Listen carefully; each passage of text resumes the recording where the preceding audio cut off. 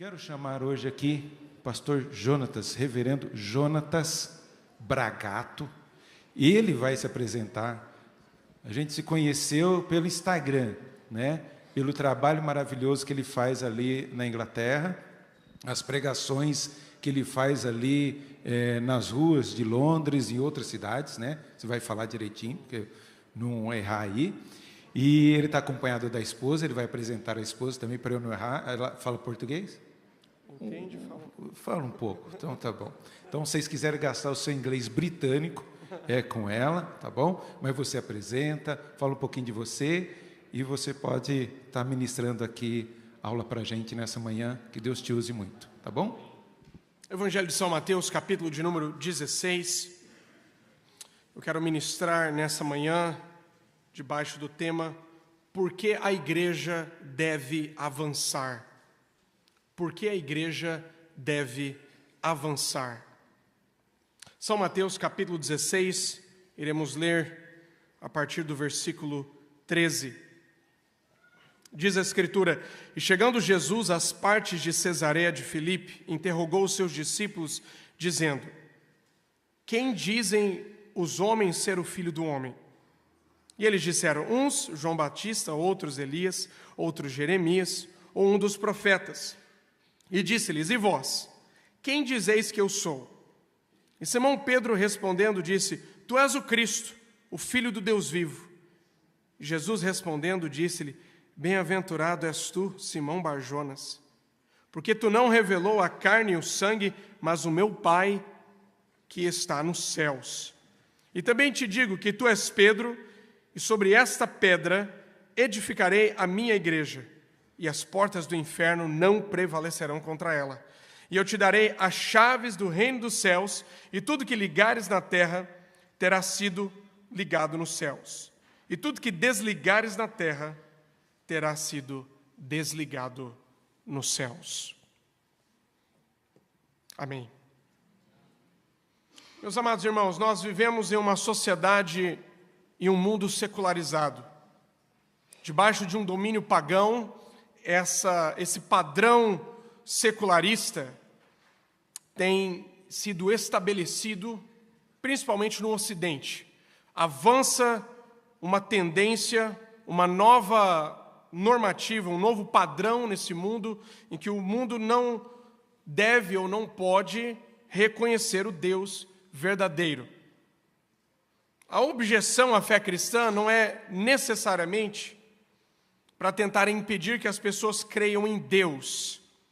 O objetivo do secularismo, da secularização, desse espírito do anticristo, se assim podemos defini-lo, não é tentar impedir que as pessoas reconheçam ou creiam no Deus verdadeiro, ou afirmem crer no Deus verdadeiro, ou pertençam a uma igreja.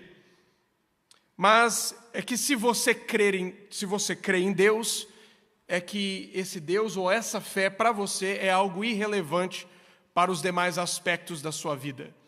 O objetivo dessa ideologia pagã, anticristã, é tornar o cristianismo irrelevante.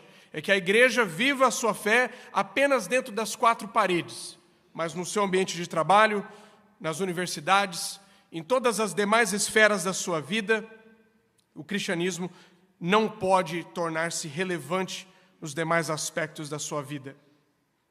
Nós vivemos em um mundo secularizado e a pergunta que sempre é feita é: por que precisamos da igreja? Será que não precisamos de mais hospitais? Será que não precisamos de mais escolas? Não precisamos de mais universidades? Ao invés disso, por que precisamos de igrejas? E eu creio, irmãos, que à luz da palavra de Deus, a Escritura não só nos revela que a igreja é necessária, mas trata-se da organização mais importante nesta terra. E ao longo dessa exposição eu quero apresentar a você algumas razões bíblicas, o porquê que nós entendemos que a igreja é a organização mais importante na face da terra. Porque que a igreja do Senhor Jesus Cristo é a organização mais importante aqui em Limeira. Tudo isso está relacionado com a primeira vinda de Cristo. Quando Jesus veio a esse mundo, Ele não veio trazer uma ideologia, Ele não veio trazer uma filosofia, Ele não veio apresentar apenas um estilo de vida ou uma crença que as pessoas seguem e procuram influenciar a sua vida com base nos ensinamentos desse homem. O que Jesus veio fazer vai muito além. Jesus não desceu do céu para iniciar um movimento filosófico, a ponto de que os seus seguidores vão para a universidade debater acerca das suas ideias. Jesus não veio trazer uma ideologia para tornar o mundo um lugar melhor. Nós percebemos, principalmente na Europa, o avanço do liberalismo teológico, que nada mais é do que o secularismo em linguagem religiosa. E esse liberalismo teológico que nega, acima de tudo, a autoridade das Escrituras, a autoridade da palavra de Deus, ele procura reduzir o Jesus bíblico, salvador desse mundo, a um mero revolucionário social.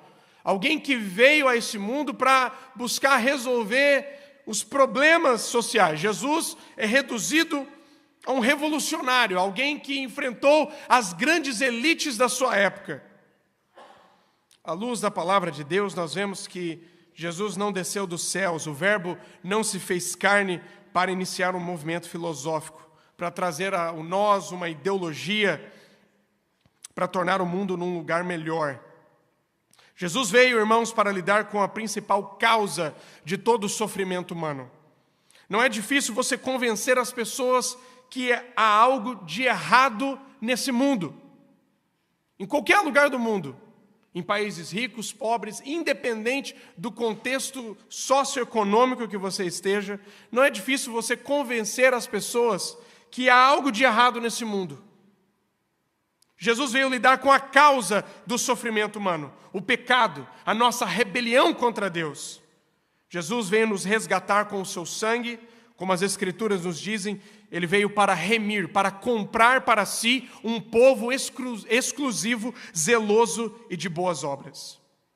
A primeira vinda de Cristo, o seu ministério terreno, foram marcados por inúmeros tumultos. Jesus confrontou o sistema tanto político e religioso da sua época. Ele fez isso porque ele é Rei dos reis, Senhor dos senhores, e ele é o Deus verdadeiro, o Verbo que se fez carne e habitou entre nós. Como Rei, Cristo estabelece uma ordem e domínio. Como Deus, ele apresenta o verdadeiro caminho para um relacionamento com o Criador. As Escrituras, irmãos, nos apresentam a vida de Jesus, o seu ministério, o que ele ensinou, as suas palavras, os seus ensinamentos, não nos deixam a opção de um Jesus meio termo. Quando lemos a palavra de Deus, nós chegamos ao entendimento que não há como você manter a ideia de um Jesus revolucionário, ou um mero mestre de boas ideias. Quando lemos as Escrituras, você tem que chegar à conclusão: o Jesus bíblico, o Jesus verdadeiro, o Jesus das Escrituras, não o Jesus das séries, não o Jesus que você talvez aprendeu com os seus pais ou com a tradição da sua religião. O Jesus verdadeiro, o Jesus da Bíblia, nos deixa apenas duas opções. Ou esse homem é um lunático, ou ele é verdadeiramente o Filho de Deus. Não há como você encaixar um Jesus de meio termo, a ponto de que as pessoas que negam o Jesus bíblico, elas ferem o primeiro e o segundo mandamento, criando um Deus para si. Um Jesus que não é o Jesus bíblico, não é o Jesus que existe de fato. Não é o Jesus que ressuscitou ao terceiro dia e agora está assentado à destra do Pai intercedendo por nós. O Jesus da Bíblia, se você tem um encontro com Ele, se você lê as Escrituras, o que fala acerca do nosso Salvador, só há duas opções. Ou esse homem é um louco, é um lunático, ou ele verdadeiramente é o Filho de Deus. Quando nós lemos as Escrituras, irmãos, nesse texto que acabamos de meditar, nós vemos que Simão Bar-Jonas, ele olha para Jesus e diz: Tu és o Cristo, o Filho do Deus vivo. Jesus responde para ele: Bem-aventurado é Simão Bar-Jonas, filho de Jonas, porque não foi carne nem sangue que te revelou isso. Essa não foi uma revelação, um entendimento que você chegou através do conhecimento humano. Isso não foi algo que você aprendeu nas sinagogas. Isso não foi algo que você recebeu da tradição dos seus pais. Não foi carne nem sangue que te revelou isso, mas o meu Pai que está nos céus. Aqui nós vemos a origem da verdadeira conversão. E o que é a igreja do Senhor Jesus Cristo? É a comunidade dos fiéis. É a comunidade daqueles que foram convertidos a Cristo. É o grupo, é o ajuntamento daqueles que foram chamados para fora e hoje confessam que Cristo, de fato, Ele é o Messias, o Filho de Deus, o Salvador desse mundo. E como alguém pode chegar a tal conclusão? Será que nós temos o poder de convencer alguém? Será que nós temos o poder de mudar o coração e o entendimento de uma pessoa a ponto de ela ser convertida a Cristo? Infelizmente, há muitos que pensam que através da sua boa retórica, do seu bom convencimento, eles podem mudar o coração de alguém. Mas Jesus diz: não foi carne nem sangue que te revelou, mas o meu Pai que está nos céus. Alguém só pode confessar verdadeiramente que Jesus é o Cristo se ela foi transformada pela obra do Espírito Santo. Alguém só consegue confessar que Jesus é Senhor se ela teve o seu coração de fato transformado pela obra do Pai, pela obra do Espírito Santo. E o que é a igreja? A igreja é justamente o ajuntamento daqueles que foram remidos, lavados no sangue de Cristo e que confessam. Porque quando o Espírito Santo, ele opera no coração de uma pessoa, ao ouvir a pregação do Evangelho, o Espírito Santo fala no coração dela que tudo que ela está ouvindo é a verdade. Ela é convencida das trevas para a luz, do império das trevas para o reino da luz. O coração daquela pessoa é transformado de tal forma que ela sabe de fato que aquela mensagem não é loucura, mas é a verdade de Deus. Ela consegue enxergar que Jesus, sendo a rocha em que a igreja está edificada, não é para ela mais uma rocha de escândalo, não é para ela mais uma rocha de tropeço, mas é uma joia preciosa. Dali vemos a marca da verdadeira conversão. Como diz aquele maravilhoso hino: precioso para mim é Jesus, precioso, você conhece? Para mim é Jesus. Eu confesso na vida e na morte que tudo para mim é Jesus. Essa é a marca da verdadeira conversão. A pessoa foi convencida pela obra do Espírito Santo. Cristo não é mais uma rocha de escândalo, mas é uma pedra preciosa que transformou o coração daquela pessoa. A palavra igreja, o seu significado aponta para aqueles que foram chamados para fora. E a igreja é o ajuntamento, é a congregação de fiéis, daqueles que foram chamados para fora deste mundo, para o reino de Cristo. E eles confessam que Jesus Cristo é o Filho de Deus e o Salvador deste mundo. Porque a igreja, ela precisa avançar, meus irmãos. A igreja, ela precisa avançar, primeiro porque ela foi estabelecida por Deus e está sendo edificada por Cristo. Jesus disse: sobre esta pedra edificarei a minha igreja, e as portas do inferno não prevalecerão contra ela. A igreja, nós sabemos, irmãos, que o povo de Deus, a congregação dos fiéis e os seus inúmeros nomes sempre existiu, desde o início, desde os primórdios. Deus tem o seu povo. E agora, com a linguagem neotestamentária conhecida como igreja, já que Cristo convergiu tanto judeus e gentios que confessam Cristo como Salvador em um único povo,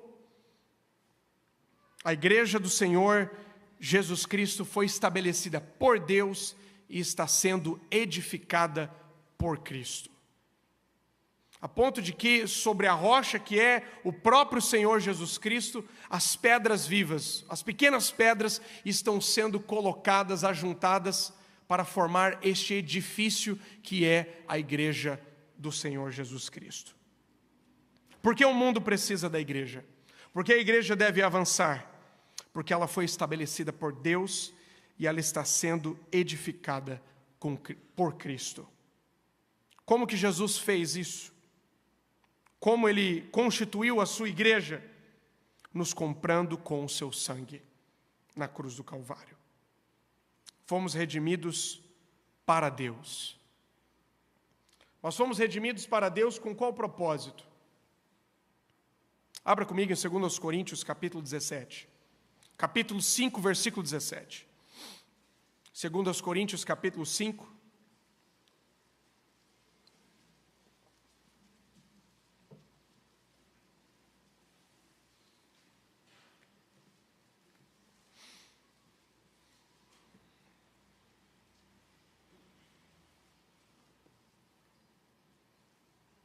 Segundo Coríntios capítulo 5, versículo 17, a Escritura ela nos diz, assim que se alguém está em Cristo, nova criatura é. As coisas velhas se passaram, eis que tudo se fez novo.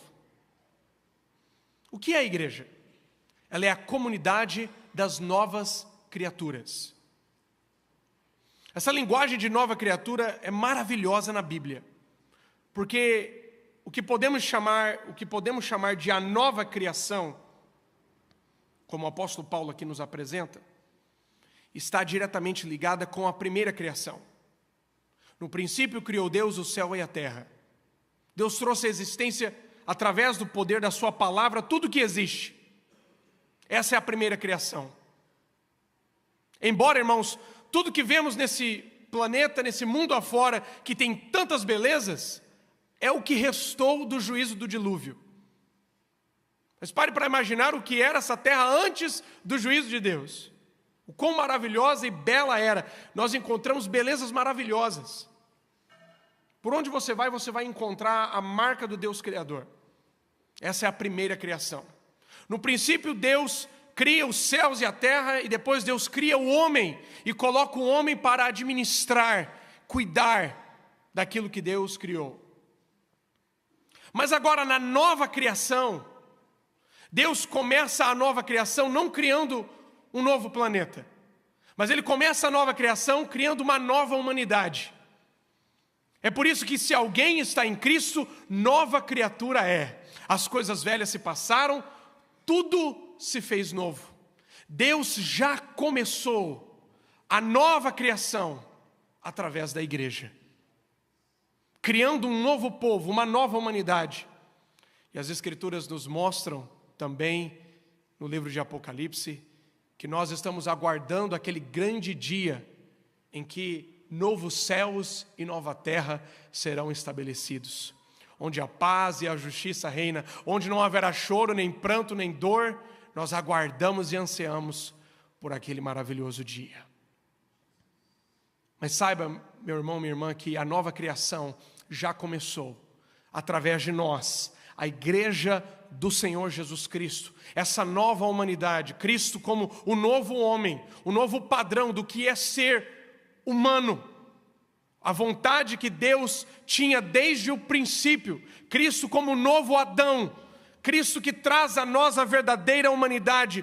Isso é impresso em nós, esse caráter de Deus na pessoa de Cristo, no fato de que a igreja é o corpo de Cristo. Cristo está assentado à destra do Pai nos céus, mas o corpo de Cristo está aqui na terra, representando o reino dos céus. Segundo aos Coríntios 5,17, fala que aqueles que são novas criaturas, as coisas velhas se passaram, tudo se fez novo. O versículo 18, o apóstolo Paulo, ele diz que tudo isso provém de Deus. Isso não é obra humana. A igreja não é uma obra humana, a conversão não é uma obra humana. Tudo isto provém de Deus, que nos reconciliou consigo mesmo e nos deu o ministério da reconciliação. O ministério da reconciliação. Que ministério é esse? De sorte que Deus estava em Cristo reconciliando o mundo consigo mesmo, não imputando os seus pecados, e pôs em nós a palavra da reconciliação. Então, quando você lê esse texto, que fala do ministério da reconciliação, podemos dividi-lo em dois aspectos. Um aspecto que nós não conseguimos fazer. Um aspecto que nós não cumprimos do ministério da reconciliação. Que aspecto é esse? Somente Cristo, cabeça da igreja, pode fazê-lo. Que aspecto é esse? Deus estava em Cristo reconciliando o mundo consigo mesmo. Mas qual é o aspecto do ministério da reconciliação que foi confiado a mim e a você? E pôs em nós a palavra da reconciliação. Louvado seja Deus. Versículo de número 19, Deus estava em Cristo reconciliando consigo o mundo, não lhes imputando os seus pecados, e pôs em nós a palavra da reconciliação. E o versículo 20, Paulo vai afirmar a identidade da igreja. E aqui entendemos mais uma razão do porquê a igreja deve avançar. De sorte que somos embaixadores da parte de Cristo. É como se Deus rogasse através de nós, nós imploramos aos homens que eles sejam reconciliados com Deus. Por que a igreja deve avançar? Porque a igreja é a embaixada do reino dos céus. A igreja é o representante legal de Cristo aqui neste mundo. A igreja é a comunidade dos embaixadores do reino dos céus. Por que a igreja deve avançar? Porque nós somos, como embaixadores do reino dos céus, o único povo neste mundo que representa o Deus Criador.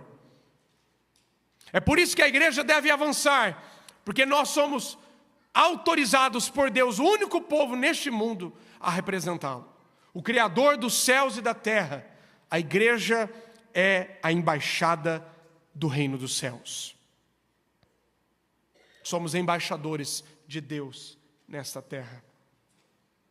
Por que a igreja deve avançar, meus irmãos? Diz a Escritura em Mateus 16, capítulo 16, o versículo de número 16. E Simão Pedro respondendo disse: Tu és o Cristo, filho do Deus vivo. Jesus respondendo disse-lhe: Bem-aventurado és tu, Simão Barjonas, filho de Jonas, porque tu não revelou a carne e o sangue, mas o meu Pai que está nos céus. E também te digo que tu és Pedro, e sobre esta pedra edificarei a minha igreja, e as portas do inferno não prevalecerão contra ela. Versículo 19: E eu te darei as chaves do reino dos céus, e tudo que ligares na terra será ligado nos céus, e tudo que desligares na terra será desligado nos céus. Por que a igreja deve avançar? Porque a igreja tem as chaves do reino dos céus. Dar-te-ei as chaves do reino dos céus. A grande questão aqui é como entender essa passagem. Porque esse texto que é tão maravilhoso, falando da natureza, da realidade, da identidade da igreja, foi um texto tão abusado ao longo da história. Primeiro começa com a rocha. Quem é a rocha? Uma das grandes religiões, uma das grandes falsas religiões desse mundo, ensina que a rocha é uma pessoa. E não há problema em dizer que é uma pessoa. Porque o texto, se você examinar profundamente, tudo indica que não está falando de uma declaração ou de um objeto, está falando de uma pessoa. Porém, eles vão dizer que essa pessoa é o apóstolo São Pedro. Porque Jesus disse: olha, tu és Pedro, sobre esta rocha eu vou edificar a minha igreja, as portas do inferno não vão prevalecer contra ela. Quando essa religião afirma que é uma pessoa, a rocha, ela acerta somente nisso. Mas quando dizem que é Pedro, eu posso dizer a você que o próprio Pedro, se estivesse aqui, ele ia discordar disso. Esse é um texto que é tão confundido. Abra comigo em 1 Pedro, capítulo 2. Vamos ver o que o apóstolo São Pedro tem a dizer sobre isso. 1 Pedro, capítulo 2, Vamos ler a partir do versículo 1.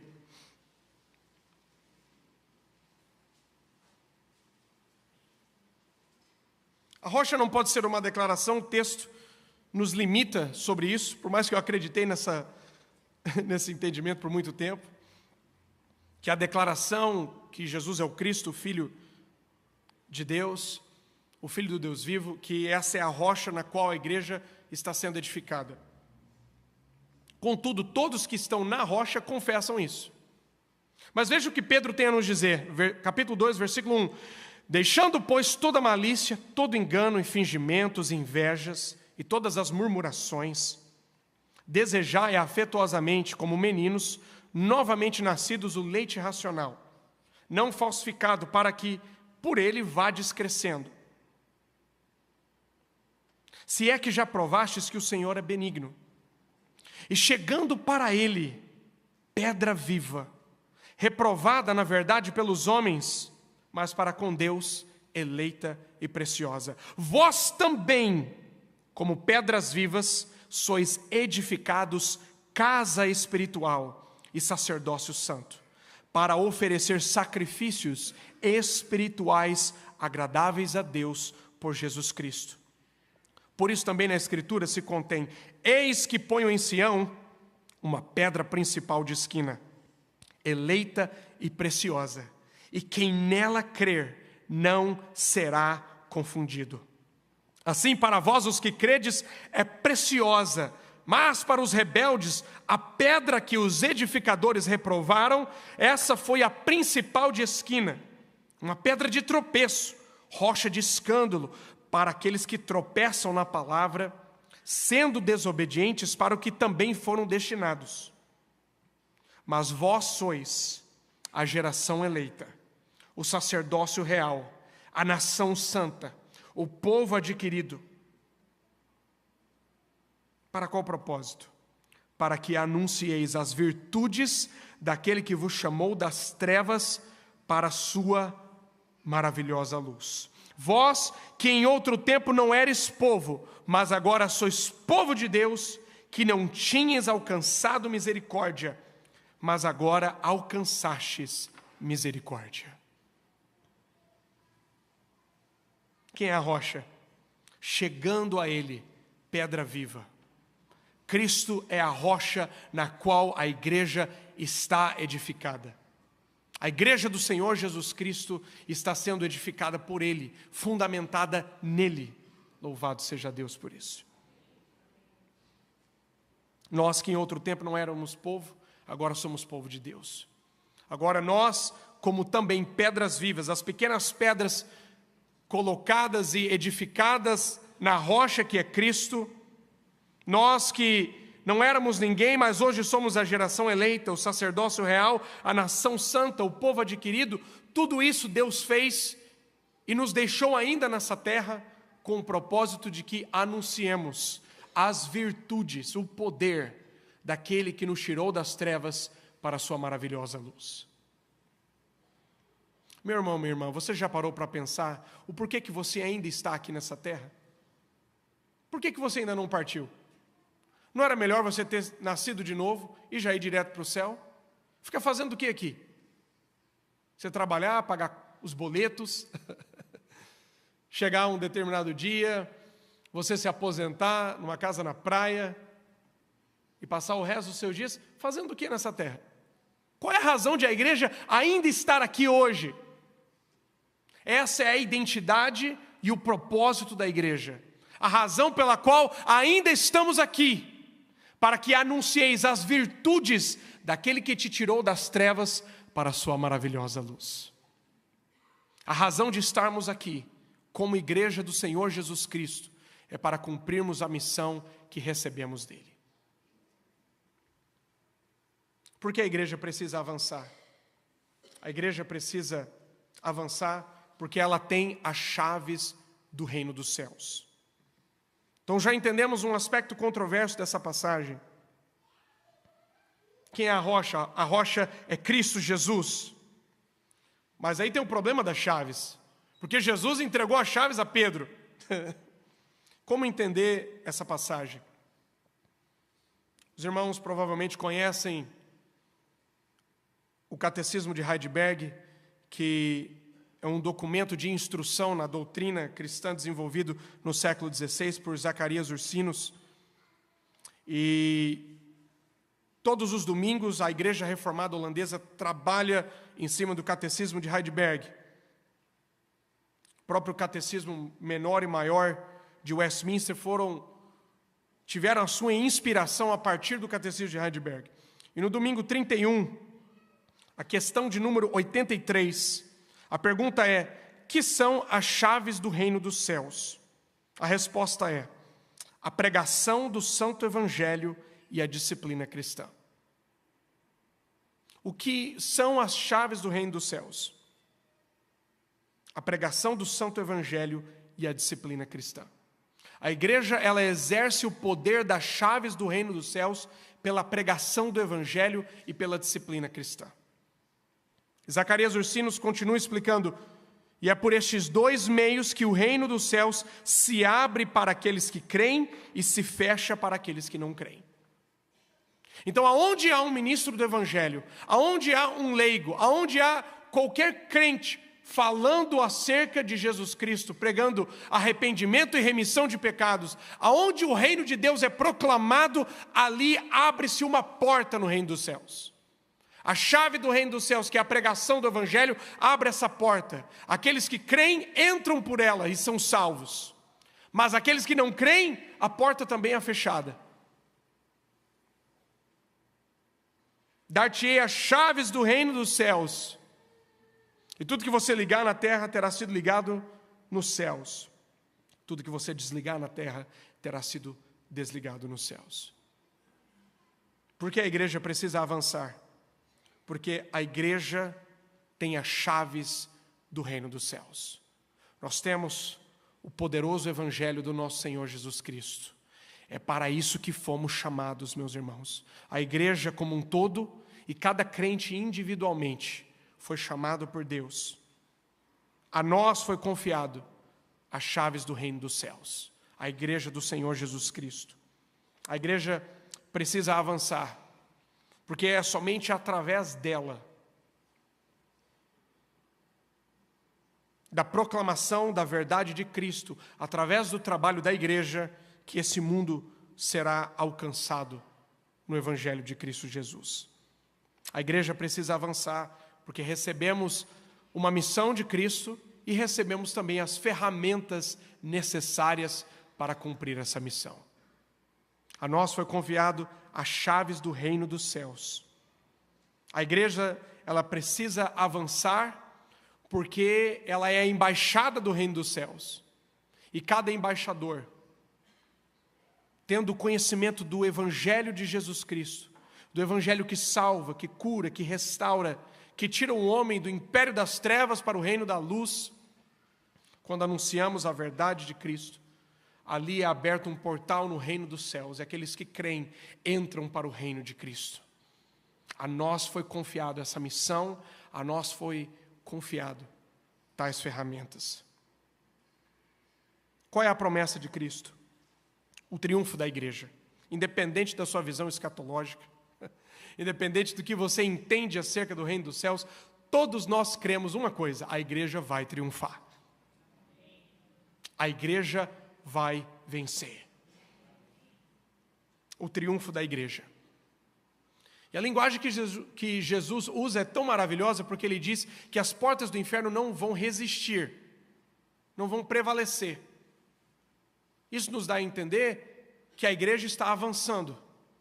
E a igreja vai avançar de tal forma que as portas do inferno não prevalecerão contra a igreja do nosso Senhor Jesus Cristo. Contudo, irmãos, nós vivemos em um mundo em que vemos o avanço do secularismo, do ateísmo, do humanismo, das ideologias que são totalmente anticristãs. Qual deve ser a missão da igreja?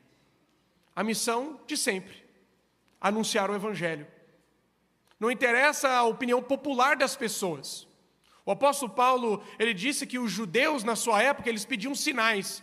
Faz milagre aí, Paulo, que aí nós vamos crer e vamos se unir à igreja junto com você.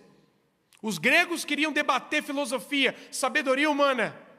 Mas Paulo diz, mas nós pregamos a Cristo crucificado. Escândalo para os judeus, pedra de tropeço para muitos. Mas para nós que somos salvos, é o poder de Deus. Esse é o evangelho do Senhor Jesus Cristo. Por que a igreja avança com essa mensagem? Porque o evangelho transforma. O evangelho transforma vidas. O evangelho transforma famílias. O evangelho transforma comunidades. O evangelho transforma cidades. O evangelho transforma nações. A minha oração é, Senhor, faz de novo. Eu tenho servido como missionário em um país que foi por muitos reformadores que fugiram da perseguição, da Inquisição, e vinham para a Inglaterra e chamavam aquele país como a Nova Jerusalém. Um país que tinha todo o seu padrão de leis, de direito penal, em todos os aspectos que seguia os princípios da palavra de Deus. A ponto de que, há 300 anos atrás, se você não estivesse no culto da sua igreja no domingo de manhã, você era multado. Coisa boa, né, pastor? Os bons e velhos tempos. Isso significava que todos no país eram convertidos? Não. Mas o país reconhecia um rei absoluto. Cristo Senhor. E qual é a realidade, irmãos, hoje, do Reino Unido? O pessoal que está nos slides, eu quero compartilhar um pouco do nosso trabalho com vocês.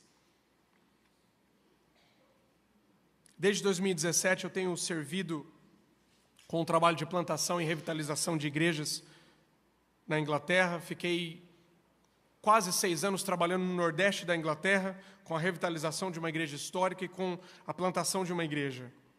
Atualmente nós estamos na região sudoeste da Inglaterra, ali no condado de Wiltshire. E o que vocês estão vendo aí, essa é a nossa igreja, a Union Chapel. Somos uma igreja reformada independente, mas que adota os padrões de Westminster. E atualmente a nossa igreja está em um processo de revitalização. Quando o conselho da igreja me elegeu para assumir o pastoreio, isso há 1 ano atrás, 1º de maio de 2023, o primeiro culto que eu preguei havia 4 idosos na igreja. E essa não é uma realidade, irmãos, atípica, não. Essa, infelizmente, tem sido a realidade quase que geral nas igrejas da Inglaterra. Nossa igreja ela foi estabelecida no ano de 1740, então tem tempo, né? Nós estamos dentro de um vilarejo onde mora aproximadamente 900 pessoas, parece quase que um condomínio fechado. Não tem nada ali, só tem a nossa igreja, a paróquia da igreja anglicana, o centro comunitário e uma escola primária. Só isso só. Então todo mundo sabe que a igreja está ali. Qual que é a nossa história? Você já ouviu falar de George Whitefield? Grande evangelista reformado, pastor anglicano. Um dos instrumentos que Deus usou para desbravar o avivamento que ficou conhecido como o avivamento evangelical do século XVIII. George Whitefield, ele era líder do movimento metodista calvinista. O movimento metodista ele tinha 2 ramos, o ramo wesleyano, mais arminiano, e o ramo metodista calvinista, liderado por George Whitefield. Que posteriormente, esse mesmo movimento tornou-se a igreja presbiteriana do país de Gales, que hoje, infelizmente, sucumbiu para o liberalismo. George Whitefield tinha um dos seus principais discípulos, era o reverendo John Cynic. John Cynic foi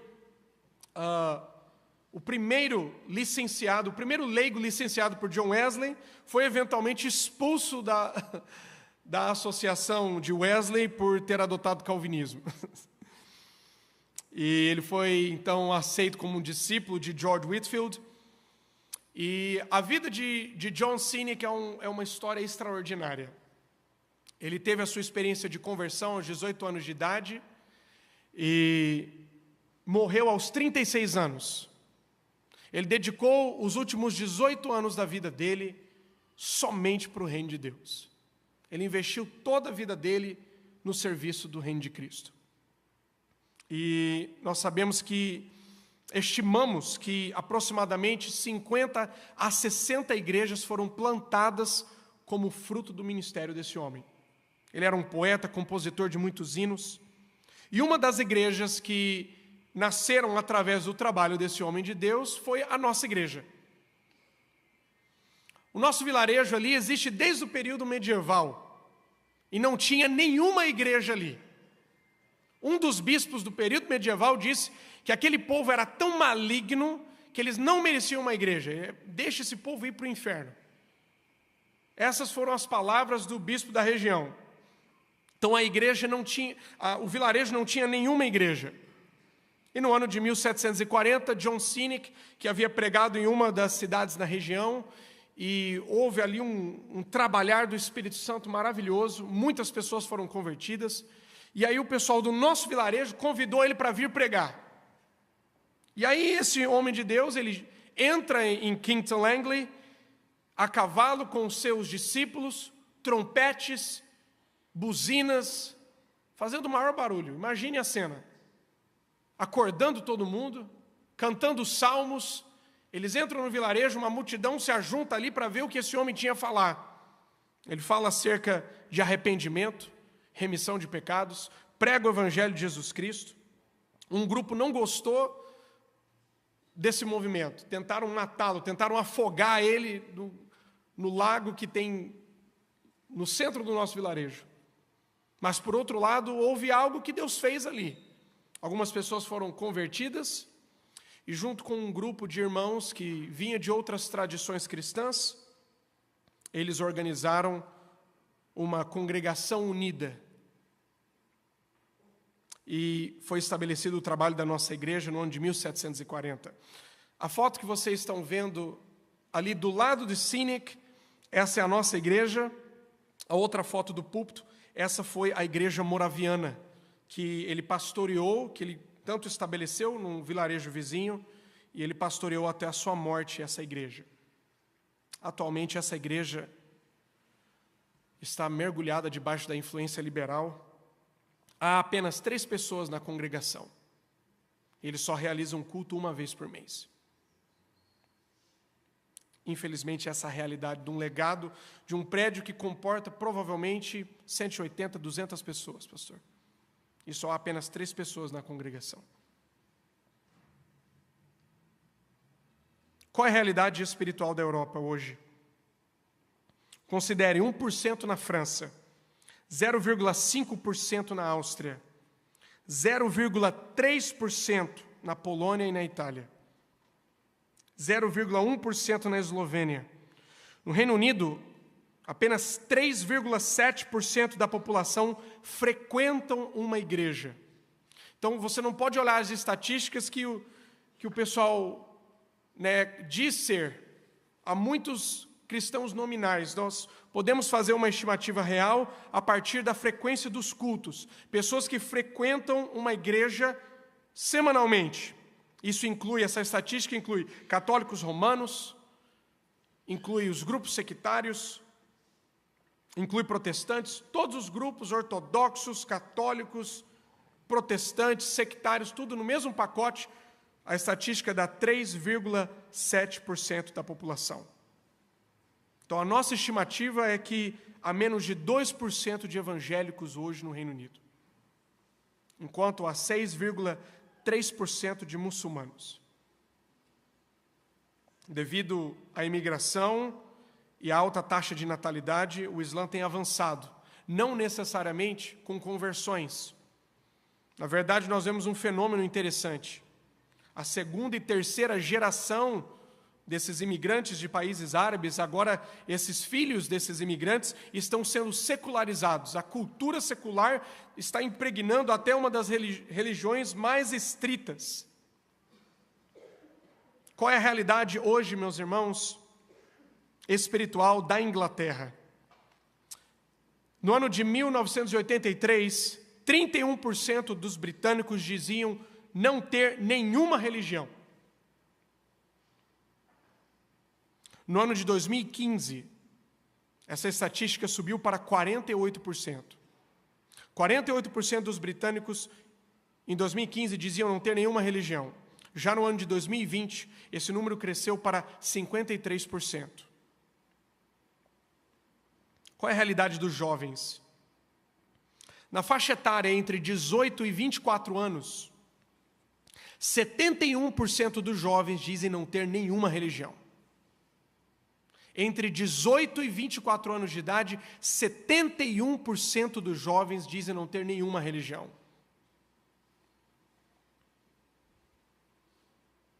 Qual é a taxa de ateísmo na Inglaterra hoje, no Reino Unido em geral?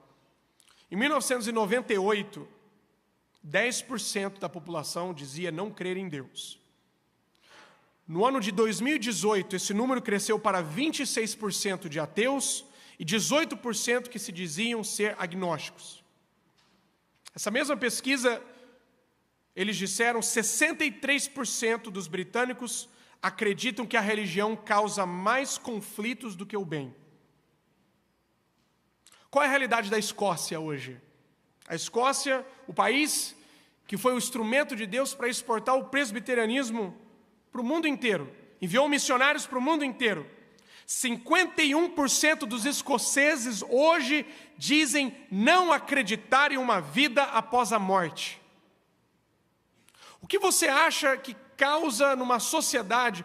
Qual é o estilo de vida de uma sociedade em que mais da metade da população não acredita numa vida após a morte? Que morreu, foi para o pó e acabou. 59% dos escoceses orgulhosamente dizem não ter nenhuma religião. 67% deles não acreditam em anjos, não acreditam em espíritos malignos, não acreditam em milagres divinos. Vamos falar um pouco sobre a membresia das igrejas. No ano de 2020, a Igreja Batista perdeu 9% dos seus membros, os batistas em gerais. A Igreja Metodista perdeu 19% dos membros. A Igreja Presbiteriana perdeu 24% da sua membresia. Por outro lado, você tem um crescimento do que chamamos de novas igrejas, igrejas reformadas ou algumas carismáticas, que têm buscado contextualizar o Evangelho, principalmente para as gerações, para os jovens, para as crianças, para os mais jovens. E há um crescimento também de grupos pentecostais, mas esse número também precisa ser entendido que muito está relacionado com a imigração, não necessariamente alcançando as pessoas do país. Nós vemos a baixa taxa de natalidade, é uma realidade muito triste. Esse mesmo estudo, um outro estudo foi conduzido no ano de 2001 a 2011, durante esses 10 anos. E o Centro de Estudo de Pesquisas Sociais, que é responsável por fazer esse estudo, um dos órgãos também financiados pelo governo, que estuda o avanço da religião no contexto do Reino Unido, eles tinham uma estimativa que um número de crianças iriam nascer em lares cristãos. Eles fizeram uma estimativa, uma projeção do número de crianças que iriam nascer em lares cristãos. Pare para pensar, você pai e mãe tem o seu filho nascendo, sendo criado em um lar cristão. Pois bem, o materialismo que avançou na sociedade, onde as pessoas não querem mais ter filhos, o entendimento pactual da bênção de Deus, que os filhos são a herança do Senhor, isso desapareceu da igreja, e vemos o avanço disso no contexto do nosso país, aqui no Brasil. Tanto o sistema econômico e a cultura da sociedade leva para isso. Ao longo da história bíblica, nós vemos que sempre que Satanás trabalhou para enfraquecer o povo de Deus, ou foi com a baixa taxa de natalidade, ou foi com o aborto em massa. Pois bem, esse estudo concluiu que durante o ano de 2001 e 2011, não nasceram 5 milhões de bebês em lares cristãos. Menos de 5 milhões de crianças não nasceram em lares cristãos. A ponto de que o estudo concluiu que se não houver um milagre, se não acontecer uma mudança radical, no ano de 2067, não haverá nenhuma criança nascendo em um lar cristão na Inglaterra. Será que isso é o suficiente para você entender que a igreja precisa avançar? Onde que o problema começou? O problema começou historicamente nos seminários. Os seminários que estavam mergulhados no liberalismo teológico, isso há 300 anos atrás. Dos seminários para os púlpitos, dos púlpitos para as lideranças denominacionais. Homens que estavam no púlpito das suas igrejas, que não acreditavam mais no inferno. Universalistas, todo mundo vai ser salvo. Não precisa se preocupar. Não há necessidade de evangelizar. Se Deus for chamar alguém, Ele vai fazer. A igreja não precisa se preocupar com isso. O liberalismo tem na sua raiz a destruição da autoridade das Escrituras. O liberalismo teológico ele pode ser resumido, irmãos, numa coisa só. A palavra de Deus não tem autoridade final. Essa é a raiz disso. E o que nós vemos é que, com a progressão do liberalismo dentro das igrejas, nós temos o resultado da secularização na sociedade. E como isso acontece? Isso acontece com gerações que nasceram sem nenhuma formação cristã. Há alguns fatores agravantes nesse processo. A igreja negligenciou o seu papel da educação cristã das futuras gerações. Terceirizou isso para o Estado. Duas áreas que a igreja tinha como uma responsabilidade fundamental, historicamente na Europa: a assistência aos santos. Aqueles que eram membros de uma igreja não passavam necessidade, a igreja cuidava dos seus, e a educação das futuras gerações era algo que era um ministério da igreja, era um entendimento que era uma responsabilidade da igreja. Com o liberalismo, isso foi sendo transferido para o Estado. Então, o Estado agora é visto como a salvação da sociedade. Ele é o provedor e ele é aquele que vai educar os seus filhos para o futuro. A igreja negligenciou a sua responsabilidade. E o avanço disso,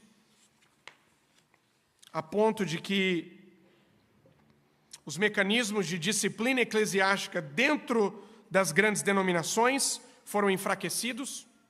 Então, homens que defendiam um padrão totalmente contrário às Escrituras, eles eram autorizados a permanecer no púlpito das suas igrejas sem nenhum problema.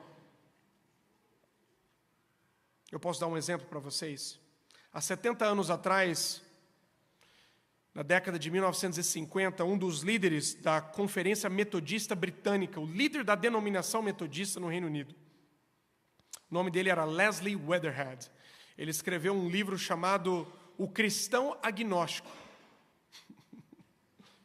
Nesse livro, ele defendia, era um ataque à doutrina do nascimento virginal e à doutrina da encarnação.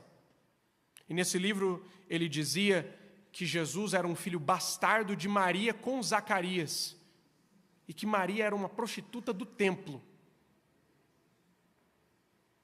E esse era o líder da Conferência Metodista na década de 1950. Nós vemos o avanço do liberalismo e o avanço do secularismo na sociedade.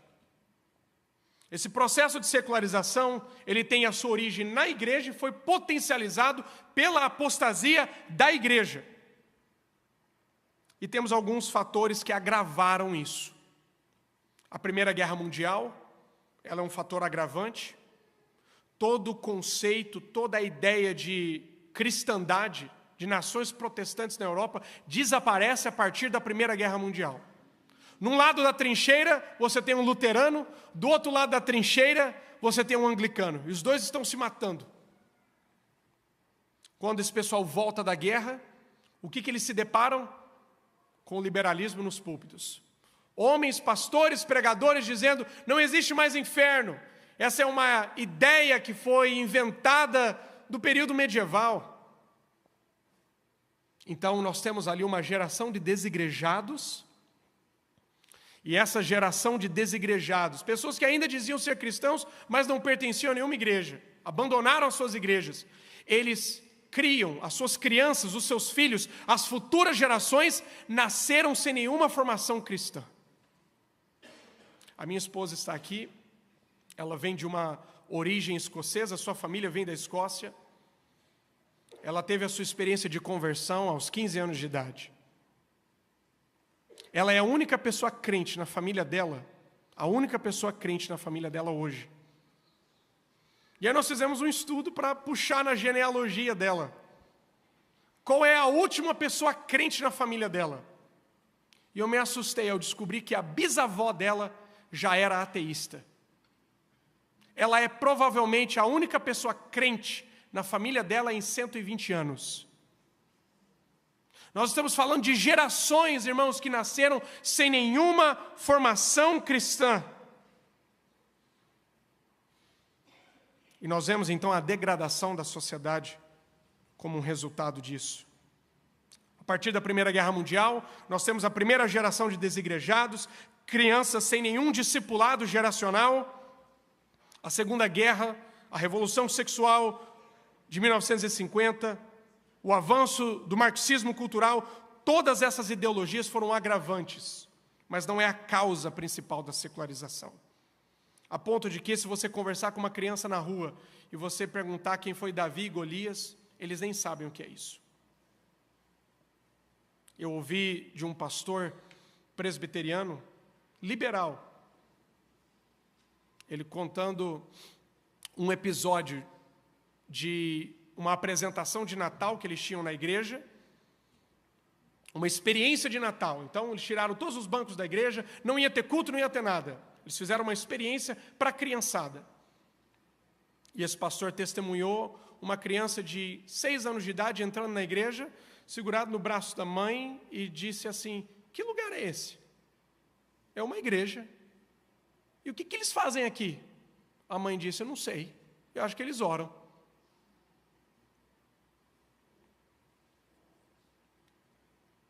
Por que a igreja precisa avançar? Porque somos a embaixada do reino dos céus. A confissão belga diz que nenhum homem, nenhuma pessoa deve contentar-se consigo mesmo, mas deve unir-se à igreja, pertencer à igreja, envolver-se com a igreja. Essa é a nossa responsabilidade como corpo de Cristo, porque a igreja foi entregue à responsabilidade de discipular as nações à obediência de Cristo. O avanço que nós temos da secularização tem resultado no fechamento de muitas igrejas. Coloca para mim o próximo slide, por favor. Essa primeira igreja que vocês estão vendo ali, essa era uma antiga igreja presbiteriana. Hoje é uma loja de carpetes.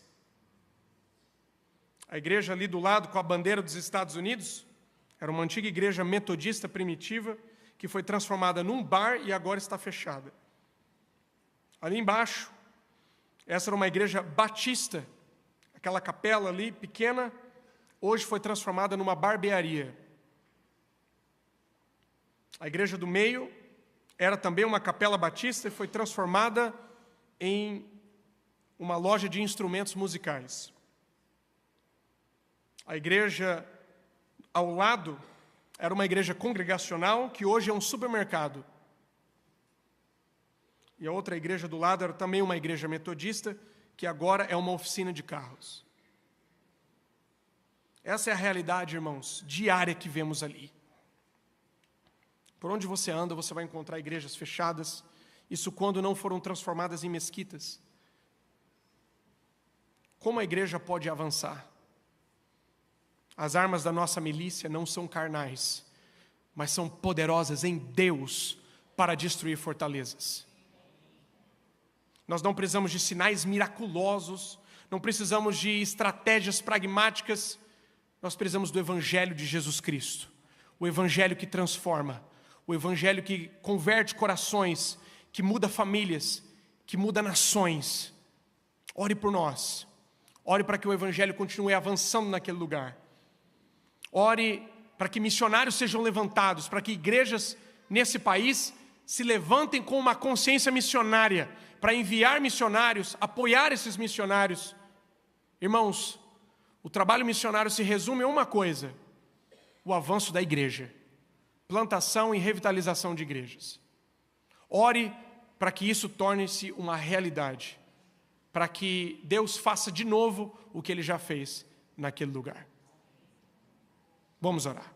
Nosso Deus e nosso Pai, te damos graças por esse momento de reflexão na Sua palavra. Somos instruídos acerca da nossa missão e da nossa identidade. Eu oro, Senhor, para que esta igreja amada, querida, cresça no conhecimento da verdade, cresça no conhecimento da sua identidade e da sua responsabilidade. Que eles avancem, Senhor, no propósito e no chamado que Tu tens para eles. Oramos, ó Deus, para que a igreja brasileira desperte para o vírus do liberalismo e do secularismo que já avança na nossa sociedade. Eu oro também, Senhor, para que naquele continente europeu haja uma transformação do cenário em que vivemos. Faz de novo, Senhor. Essa é a nossa oração. Em nome do nosso Senhor Jesus Cristo. Amém.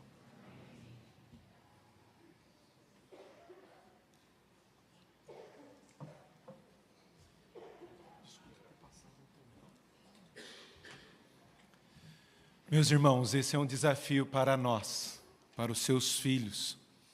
Responsabilidade é nossa de educar os nossos filhos no Evangelho. Jovens, cuidado com o... Não tem nada a ver, pastor. É tão legal ele. O que me entristece às vezes ver algumas indicações de vídeos de alguns pastores que pregam o Evangelho sem cruz, sendo curtido por membros da igreja. Eu não sei se ele está curtindo para chamar atenção ou porque ele concorda com aquilo. E eu falo, são palavras bonitas.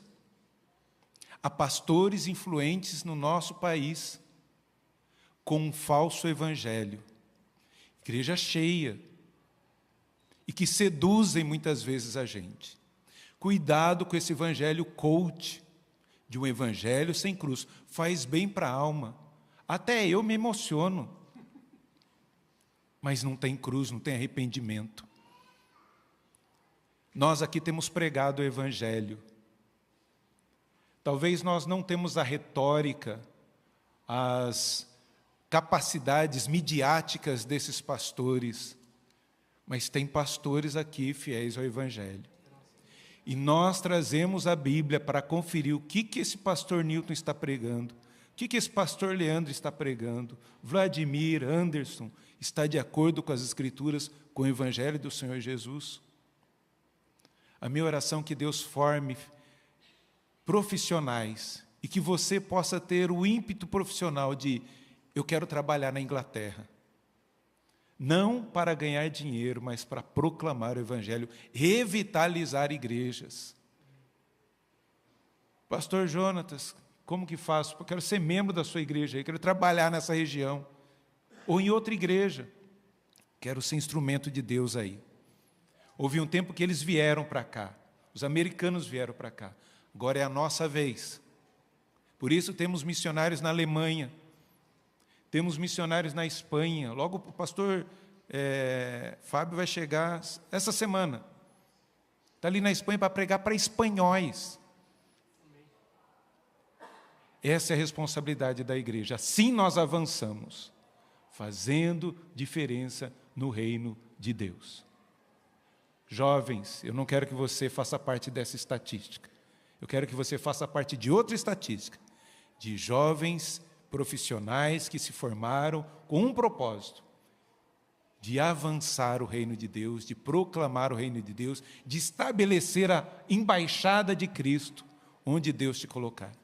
Se forme para ter o seu dinheiro, mas também para avançar o reino de Deus. E que assim a gente possa orar pelos nossos filhos também. Amém? Vamos orar? Vamos colocar em pé. Pastor Anderson, podia orar aqui pelo pastor Jonatas, pela igreja, comunidade dele ali na Inglaterra, e que Deus também desafie o nosso coração a viver o Evangelho.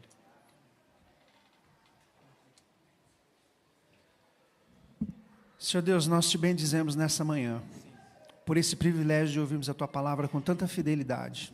Louvado seja o Teu nome, porque o Senhor tem cuidado da Tua igreja, regido a Tua igreja por meio da Tua palavra. Ela não é antiga nem moderna, ela é atual o tempo todo, e nós te louvamos por isso, porque o Senhor usou o Teu servo grandemente nessa manhã, para trazer essa provocação da Tua parte para a nossa vida, para a nossa história. Meu Deus, em nome de Jesus, o Senhor continue sustentando, viabilizando, Pai, tudo aquilo que o Teu servo e a Tua esposa, Pai, precisam para continuar fazendo esse trabalho que glorifica o Teu nome e que faz com que a Tua igreja avance naquele continente, naquele país. Meu Deus, em nome de Jesus, os desafios são grandes, mas nós sabemos que o Senhor tem cuidado do Teu servo, e nós cremos que o Senhor já tem viabilizado tudo aquilo que ele precisa, Pai, nesse momento e nos próximos dias, nos próximos anos. Em nome de Jesus, fortaleça, dê entendimento, Pai, que as portas do inferno realmente não prevaleçam contra ele e contra a sua família, livrando de todo mal, Pai, abrindo portas, colocando contatos, e tudo vai sendo viabilizado, para que esse trabalho seja um trabalho de avivamento, e que comece pela vida do Teu servo. Engaja o nosso coração, engaja o coração da Tua igreja, Pai, para investir em missões cada dia mais, levantando, chamando pessoas para servir ao Senhor naquele continente, que foi um dia onde o Senhor trabalhou, enviou, pulverizou o Teu Evangelho pelo mundo, através da vida desses homens. E agora nós estamos voltando para lá. Em nome de Jesus, sustente o Teu servo, trabalhe no seu coração, os motivos de oração que ele tem colocado diante do Senhor, que o Senhor responda ao Teu servo, abençoando a sua esposa, a sua família, e que o trabalho ali dê frutos, e que em breve, para a glória do Senhor, em nome de Jesus, nós temos notícias de que a Tua igreja está avançando grandemente naquela cidade, naquele país, naquele continente. Louvado seja o Teu nome, porque Tu és o dono da igreja, e Tu tens sustentado o Teu povo neste mundo. Aviva o nosso coração a cada dia, para guardar a Tua palavra no nosso coração, para não pecarmos contra Ti, e sermos fiéis no meio de um mundo secularizado, paganizado, com ideologias sutis que infestam as nossas casas, através do celular, através da mídia, no nome de Jesus. Que o Teu Santo Espírito blinde a nossa história, e que possamos servir ao Senhor com fidelidade nesse tempo tão hostil ao Evangelho. Gratos nós oramos em nome de Jesus. Amém.